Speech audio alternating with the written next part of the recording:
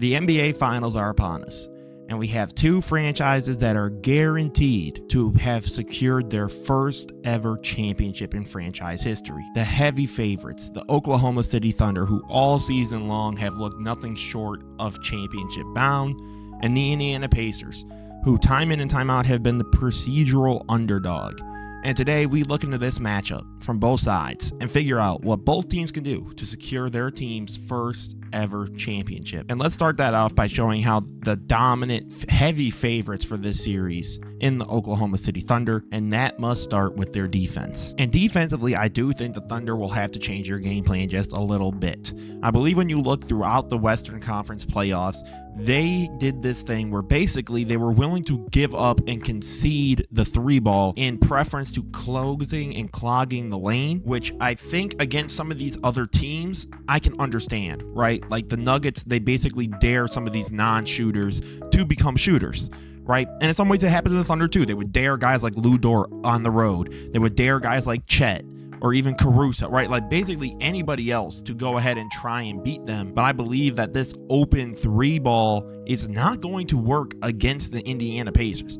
Just take a look at these stats. These two stats that I'm showing you right now on the screen are telling you what the Pacers percentage is when they're left either wide open or just open in general with the closest defender. They are 40+% on those three balls. And the way that Aaron Nesmith has been playing, the way Nembhard's been playing, the way Halliburton's been playing, Turner, Siakam, you can't just hope that all of a sudden they're going to lose momentum.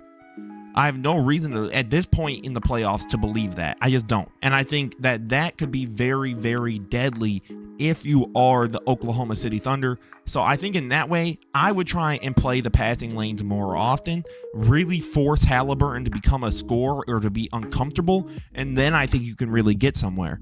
And then we need to talk about what SGA needs to do offensively to make sure that they can win this series just as much as anything else.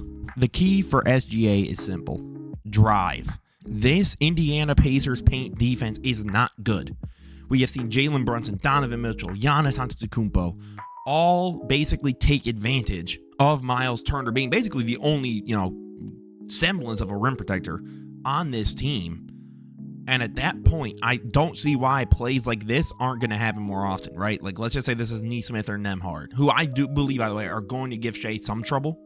But what's stopping something like this from happening every time? Like, this is a look with the small ball lineup that they can see in the Pacers. I think that they can very well take advantage of the lack of size.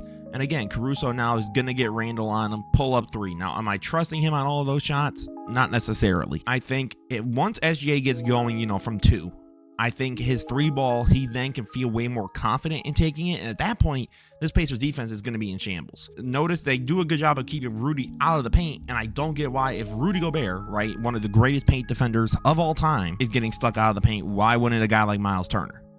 I think that they would have to run a heavy zone, right, with Nembhard and Nesmith, that Nuggets series has unlocked SGA. Let's just even look at something like this, right? They get the screen, the pull over.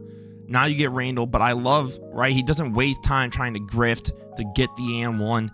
He just is going for the straight up layup. I think that's when things get deadly for this team. And I think, again, when you look at other superstar players against this Pacers lineup, their averages are insane. And I have no reason to believe that the current MVP, a guy who loves to go downhill, right, who loves to get to the midi, who loves to get to the rim, why would he not do that against a team that it's probably going to be the easiest of all playoffs that he's had?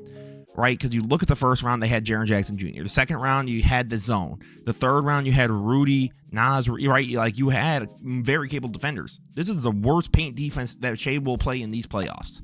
So I believe SGA should dominate in the paint. If they really want to win this series, I think at that point, then everyone else is going to get going from three. And at that point, it's just unstoppable. And OKC will be your new NBA champions. The Pacers, however, do still have a chance. I don't think that this is just inevitable. I do believe the way that they got to win is through fast break points. This is probably the fastest team in the league when they get running. And I think that's the one danger, though, is that OKC also loves to get out and transition through their defense. But Indiana loves to get out and transition through anything. If you take too long after getting a bucket, Indiana's going to go immediately get the ball and inbound and run. Now you're running. It's 4-on-4. But McConnell just takes complete advantage. There's no big in the paint. I do believe that you might see Chet or iHeart have some more limited minutes because of that speed, right? Because guys like Siakam, who by the way have been feasting off of fast break points, and then they're getting fast break frees. And again, just like I told you guys earlier, the open three ball is killer for the Pacers. I think that if they want to have any chance, obviously you're going to have half court possessions. It's inevitable. But I would try and get just as many quick points as humanly possible, because I do believe if they have to slow down and get into the paint, right? If they have to slow the game down and get in the half court, things can get ugly for them. We did see against the Knicks defense, which is far inferior to, the Oklahoma City Thunder's defense. I genuinely think this team at times looks stagnant. So I think you have to try and get out and get, going as quickly as possible, or else you're just getting ready to, pack your bags. Like, this might end in 5. They might give you one in Indiana just so that they can win in OKC. If you're Indiana, you want to show this team, right, in the Thunder, okay, you want to play fast? We can play fast too. And we might do it even better than you. So I think if you're Indiana, play it quick. Do not allow yourself to get behind the 8 ball. And then we need to talk about what Tyrese Halliburton needs to become if they want to win the finals, and he can, possibly win finals MVP. If the Pacers want to have any real chance of winning the championship, Halliburton needs to stay aggressive off the rip, right? Like, this is not going to work against, the Thunder. Your first made bucket cannot be after 17 minutes of basketball, right? This is a wide open 3. You had someone like Cat, who, by the way, I don't think anyone on the Thunder is going to look that foolish, but the Pacers need to make sure that Halliburton's aggressive, right? Again, just they're going in transition now. They get it pushing, and I think that Halliburton's at his best too when he plays downhill. But I think that that's a little tough for Oklahoma City, because they love to, again, clog the lane. So at that point, in some ways, that's where the Pacers could kill this team. It's really a matter of pick your poison. Do you want Halliburton to go off as a scorer and basically stop everybody else in terms of they can't generate anything? And do you really trust Halliburton to be a consistent scorer? I'm not sure. But in the half court, I do think the Pacers could generate some looks like this. So let's just get a little look, right? You slip off Mikal. Now, problem is, if you're OKC, and I'm sure someone in the comments said, but I'm sure they would just blitz. You're probably right. But again, I'm trying to do my job to give you both sides. This floater, that can be the key for Halliburton. Running those float plays where you're forcing things to get uncomfortable, you're getting into that, free throw line area. That's where Halliburton, I think, can really get it going. And then just, again, fighting downhill, do the best of your ability. And I think that's where things might be a little tough too, is Halliburton is pretty quick. He does have that quick reflex to pass.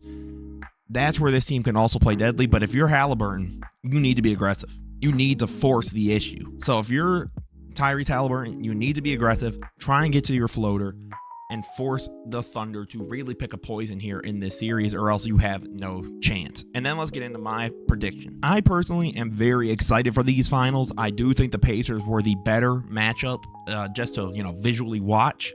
With the way the Knicks play basketball, I do think it was going to be a little tough for them to beat OKC, and it's probably still extremely tough for the Pacers to win. I most likely have the Thunder in 5, but don't be surprised if this goes 6, and maybe if things get a little dicey, 7. I think at the max, the Thunder win in 6. I do think the Thunder win this series. I do think they're a heavy favorite for a reason. And if they lose this series, I do genuinely believe a big part of it is going to be that SGA did not show up. So SGA, this is your chance, right? NBA Twitter on your ass. They are telling you you're a free throw merchant, you're this, you're that. This is your chance to go and show them. Man, I don't give a damn. I'm an MVP. I'm a champ. What you going to say about it now? So I do believe the Oklahoma City Thunder do win these finals, are your NBA champions. Let me know what you guys think down below. Do the Pacers have any chance? Do you think that this team of destiny that I've talked about throughout, all these playoffs have a legitimate shot here to upset? Or do you think the Cinderella run comes to an end? As always, guys, this was Mr. Knows Hoops. Don't forget to leave a like, comment, subscribe. Have a beautiful rest of your day, guys. Peace out.